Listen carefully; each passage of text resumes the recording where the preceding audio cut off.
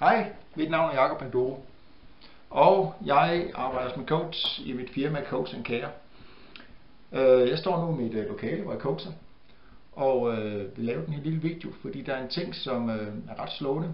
Og det er netop, hvis du mangler selvtillid eller selvværd, eller måske en person, som har det med at tage tingene ind, hvis man har oplevet et eller andet ubehageligt, og så sidder det og murer meget i kroppen i lang tid, så er der nogle af de værktøjer, jeg bruger, når jeg snakker om folks e-mail-system, som faktisk er ret effektive og kan bruges til at løsne op, så man kan få bedre selvværd, og man kan få nogle ting på hånden, og man kan få mere struktur og tro mere på sig selv. Og en af de ting, som er ret slående, det er, at når jeg snakker om inbox og udbox, hvis det stresser en rigtig meget, så er det netop det der med, at når du starter din inbox, nu skal jeg nok lige gøre det med mailen kort, for det er ikke det, som er hovedemnet her, men når du åbner din inbox, og du vil gerne have lidt mere struktur på det, så en idé det er at dele op i to. Det vil sige, først så inddeler du alle dine mails, eller stjernemarkerer alle dine mails, til de folk, som du gerne vil nå ud til. De folk, som du har brug for at du kommer videre i dit liv. Det vil sige, det er din agenda, din livsagenda. Og det kan være folk, som du venter svar for, om det kunne være noget samarbejde i et firma, eller du venter svar for, hvornår kan du få den og den komponent, så du kan arbejde videre, eller den og den prøve, eller svar fra banken, hvor kan du få penge til din nye idé, eller whatever. Det vil sige, din livsagenda, de mål, som du drømmer om, og den måde, og de ting, som driver dig fremad. Det er de første mails. Og de andre mails, det er andres livsagendaer. Det vil sige, hvem mangler svar for dig? Hvem vil gerne have dig til noget? Hvem vil gerne have en respons for dig? Og det er faktisk ret slående, at der er de to agendaer. Så hvis agenda er du på generelt, er du på din egen agenda, eller er du på andres agendaer?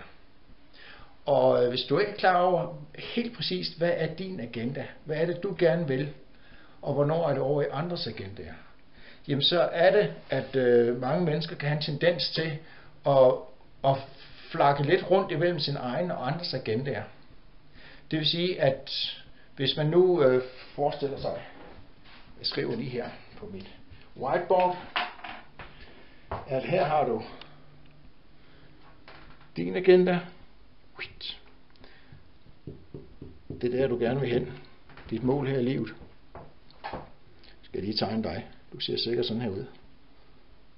Jeps, det kan også være at du er en mand eller en pige, det skal jeg ikke kunne afgøre, men det der, den kan lidt af hvert, så vi tager lige andres agendaer.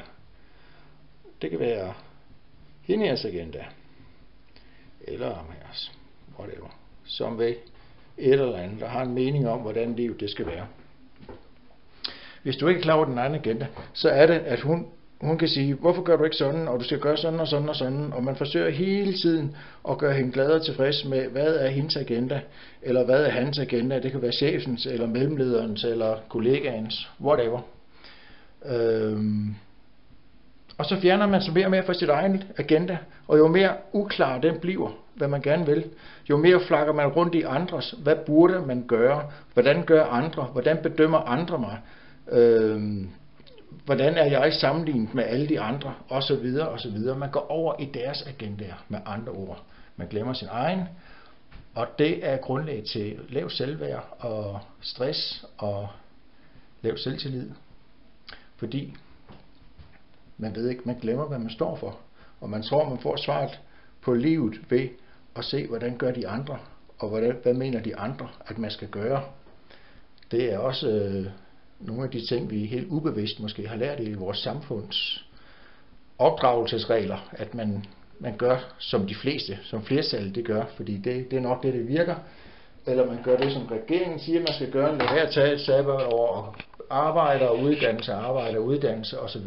Det er sikkert også fint nok, hvis det passer for dig, men hvis din agenda er, for eksempel, jeg vil skabe, jeg vil være selvstændig, jeg laver mit eget firma, og jeg har ikke tid til at vente på at tage en lang uddannelse for at gøre det, jamen så er det måske den vej, du skal turde tage, og så er det det, der er springet. Men i virkeligheden, der er det store spring bare, at du springer over, og så bliver det din egen agenda.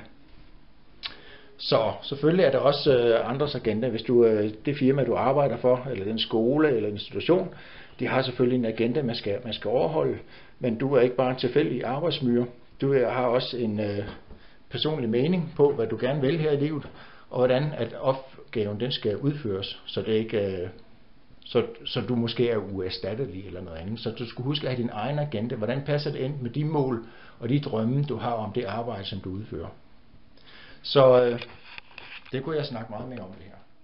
Og jeg kunne også gøre den der med e-mailen færdig, for den er langt fra færdig, men det er i hvert fald en af vejene dertil, hvor man deler det op i, hvis agenda er andres, og hvis agenda er din.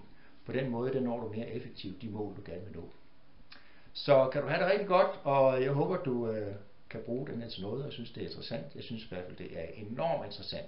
Og netop den her med agendaerne her, har jeg oplevet flere og flere af dem, som mine fokuspersoner, som er coacher i mine samtaler med, at de virkelig siger, nå ja, jamen det er da klart, jeg forsøger at rende efter min forældres agenda, eller min families agenda, eller mit arbejdssteds agenda, eller min leders, osv. osv.